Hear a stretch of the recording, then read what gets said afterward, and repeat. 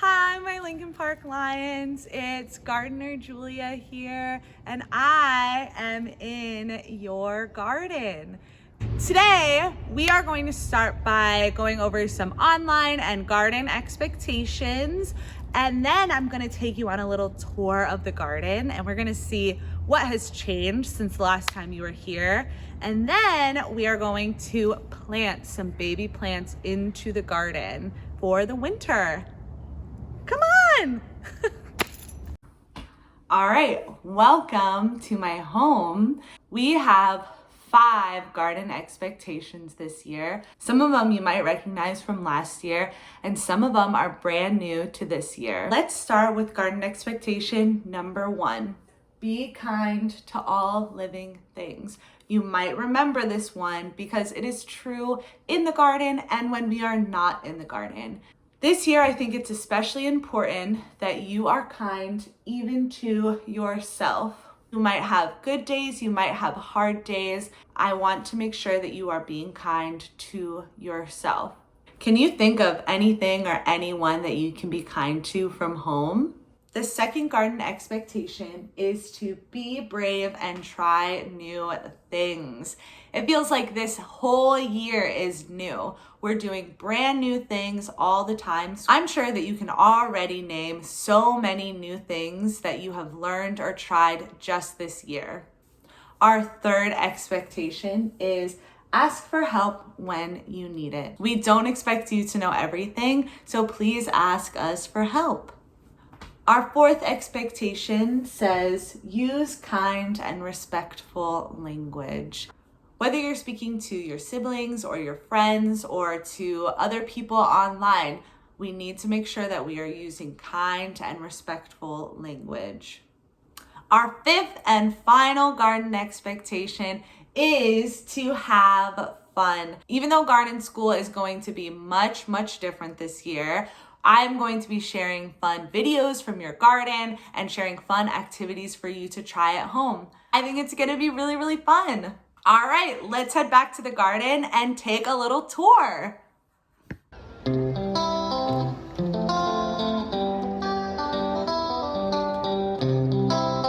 All right, my friends, so the first stop of our tour is over in our sensory area, the part of the garden that has all of our plants that smell really good and feel really good. We're gonna go and see how they look. All right, first up is our lemon verbena plant. A lot of you might remember calling this the lemon tree last year. It is the one that has the really, really, really smelly lemon leaves. So I'm gonna go ahead and take a look at it. It's really nice and bushy. It looks really healthy. And then I'm gonna take a little piece of it off, just like you all take the leaves off of this plant, and I'm gonna give it a rub and give it a smell. The lemon is really brightening up this really, really cloudy, gloomy day that we're having. Next, I'm really, really low to the ground now, and I am right next to our pineapple sage. Normally, sage is a savory smell, so you eat sage with pasta or Italian food, but this one, it smells just like pineapples, my favorite. Next, I'm just running my hand through our rosemary plant. Our final smelly plant is lavender.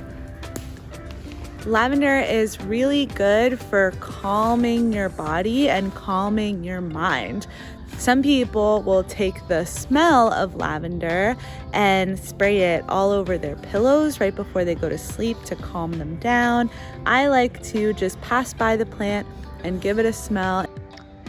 Say hi to our maple tree and our little tiny evergreen trees. Check out this little ant carrying what looks like a little dandelion seed. During the summer, we didn't have a whole lot growing in the garden, so this is a great opportunity for us to plant seeds to grow during the winter time. Things like kale and lettuce and carrots, they can grow in the cold and be just fine.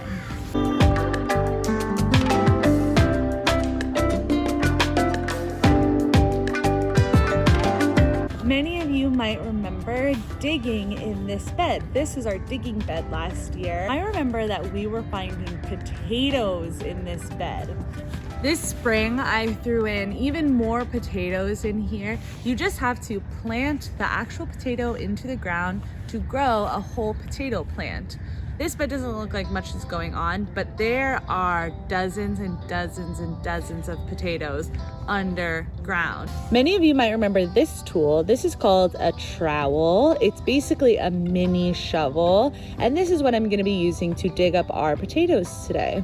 I wanna dig in extra gently so that you don't slice open a potato.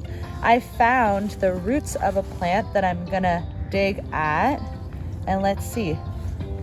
Oh, my friends, look at all of these potatoes that I just dug up. I'm gonna dig one more time and see if I can reveal even more potatoes are coming out of the ground here. Many of you might remember digging these little red potatoes up last year. I just replanted them and they grew so many more. We are going to be planting some lettuce in this garden bed. First thing that I like to do is I like to draw some lines or some rows in the soil.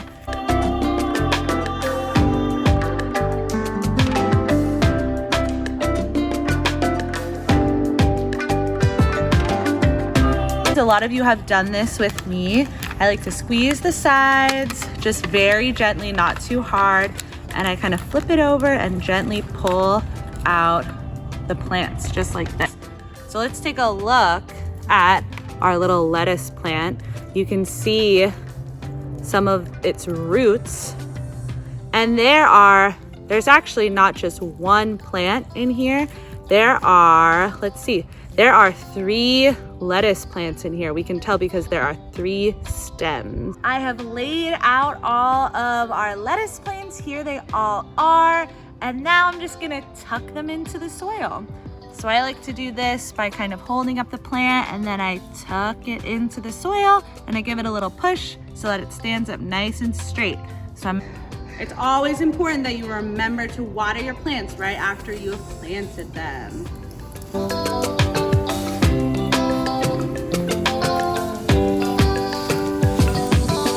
right, friends, that's all for today. I'll see you next time.